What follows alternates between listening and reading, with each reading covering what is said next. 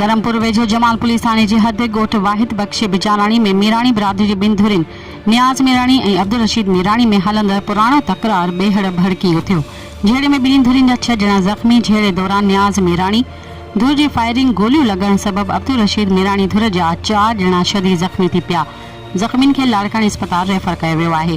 जहिड़े जी शदीद ज़ख़्मी मौलवी अली शेर मीराणी, ज़िक्रिया मीराणी, उस्ताद एहसान मीराणी ऐं मोर खान मीराणी शामिल आहिनि। ॿिन्ही धुरियुनि में डिघे अरसे खां हलंदड़ तकरार तां झेड़ो थियो आहे। वाक़े खां पोइ ॿिन्ही धुरियुनि में चिरताण बरक़रार आहे। वाक़े जो केस दाख़िल न थी सघियो आहे।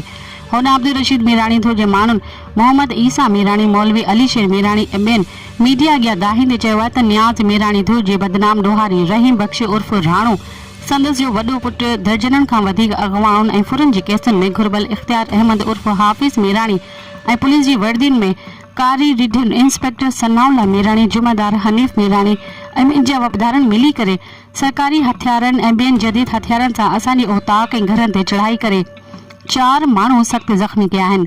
असांजी कार ऐं घरनि खे बि गोलियुनि सां नुक़सानु पहुचायो आहे। असीं SSP कश्मीर कंधकोट अमजद अहमद शेख खे अपील कयूं था त पुलिस जी कारियूं रिढियुनि ऐं बदनाम ॾोहारियुनि ख़िलाफ़ कार्रवाई करे असांखे तहफ़्फ़ुज़ ऐं इंसाफ़ फराहम कयो वञे।